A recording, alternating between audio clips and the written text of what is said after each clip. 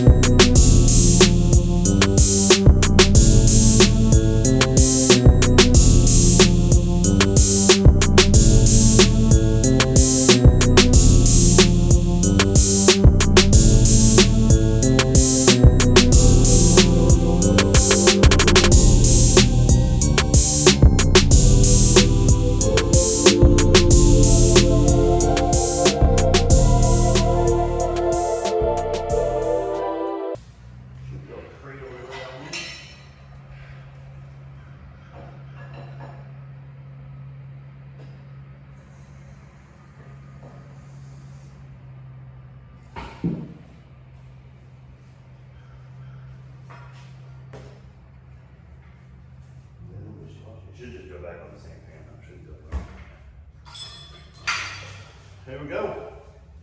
Motor's out of Spanky, boys. So we're gonna get the cherry picker off that thing.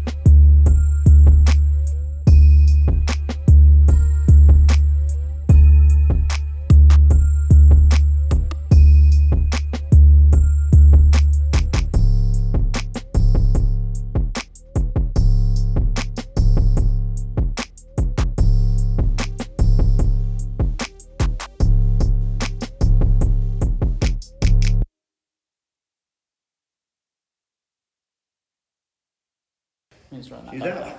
Yeah, no, shop's just dark.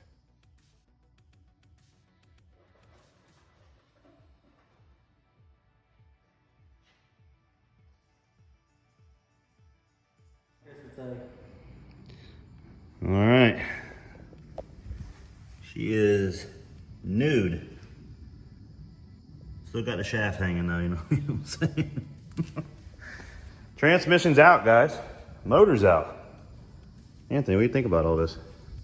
Wasn't that bad, really. Wasn't that bad. Just a bunch of not really a bunch, just literally me and Anthony. That's it.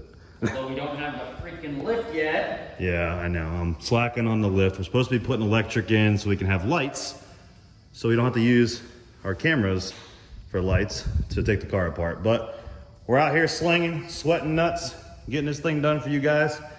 There you go. Spanky is hollow. But let you know kind of what we got going on here. This is a 2-speed. And yes, nobody believed me, but stock case.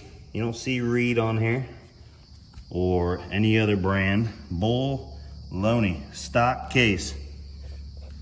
I got a good bell though, so that's about it. But we input shafts aren't twisted. If those were twisted, that would be a big problem. But stock case, PTC Power Glide. I bought this thing.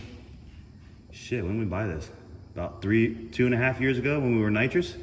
Still has the same exact transmission in it, and we're running, hell, we had 750 horsepower. We're now running 1,200 horsepower. Now, the turbo is a lot more forgiving than nitrous out of the hole, so I think this is how this is held up, and the car is pretty light. So that's another reason why this stock case is held up. But we went way too damn fast. I know you saw, several people have been blowing out input shafts with their stock cases and stuff like that. Our buddy Justin Swanstrom, if you saw his video, he broke his in Twisted Tea before he sold his. But now we are going to an aftermarket Reed case. Everything inside of here, the gearing, the shafts, everything are all rated to about 16 to 1700 horsepower is what Kenny from PTC has said.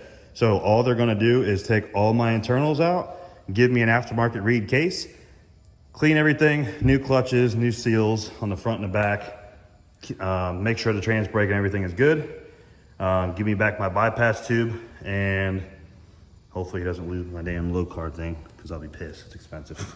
But get that thing refreshing, because again, these things explode. The tail shafts crack in half like an ice cream cone when you start making serious power, like we're gonna try to be doing when we get this back. So that's our little transmission update. And then as far as the motor, this is everybody always asks what it is. Everybody thinks it's LS, it's not LS. I got a distributor in the front. It is a Ford Strokers 400 cubic inch, 351 base motor, obviously. And we are taking this and shipping it up to Illinois to Ford Strokers. We are going to be putting new rings, new rods, Cali Ultra rods in this thing. Apparently they're good to hold close to 2,000 horsepower. We're not going to make 2,000 horsepower, we don't think. Not with that turbo over there. Apparently this turbo is good to like 1,600 wheel, which would be ideal because that's like, shit, another 400 wheel than what we've been working with. But we're taking it back up there, gonna send the heads off, gonna have them checked out. If there's any more port work available, we're gonna get more port work. Getting all new valve train and getting the intake ported. Gonna send out the injectors, make sure they're clean, nothing's fucked up with the injectors, make sure everything's good. Jim Woods up there at Ford Strokers, he's gonna clean the whole block, line hone it, bearings, literally go through the whole entire thing so it's fresh. This motor has been together since 2016 and it has been abused. Our buddy Chad, we bought it from him. We got a good deal from Chad. He's another Ford guy. You'll see some more of his car here in a little while on some upcoming videos. But we bought this from him and he's had it together since 16 and we've had it in the car since the beginning of 20. So almost a year and a half of just abuse, and Chad abused the hell out of it too. So can't knock this damn motor. Can't be any more happy with it. If you buy this motor new from Ford Strokers, it's about $14,000. I bought it off of Chad for $8,000 and it has been one hell of a piece to our program. So that'll do it for this episode. What is this? Episode 3. Yep, episode 3, I believe. So this is episode 3, pulling the transmission, pulling the motor, and no, it's episode 3. Episode 1 was the dyno. Oh. Do you even watch the videos, bro? I comment on all of them, so yes. Comment. If you see this guy's stuff, gator bait, send him a bunch of dick pics. Oh, hey. But that'll do I'll it. back to you. That'll do it. We got parts everywhere. Soon enough, we'll have electric in this thing and it'll be like a real shop, but we're just slacking. But that'll do it for episode 3. Spanky is completely nutless. Check her out, she's hollow. But that'll do it for that. Update on the motor, update on the transmission, and then got some more stuff coming to you guys. I just spent a lot of money on some new parts, so we'll get into that in episode 4 when we do like a walk around what's happening. So Get the bell on. you heard it first. Hit the bell so you can see when we're posting these damn videos. Hit the subscribe button. Get us to 2,000. Let's keep this banjo playing. We're out.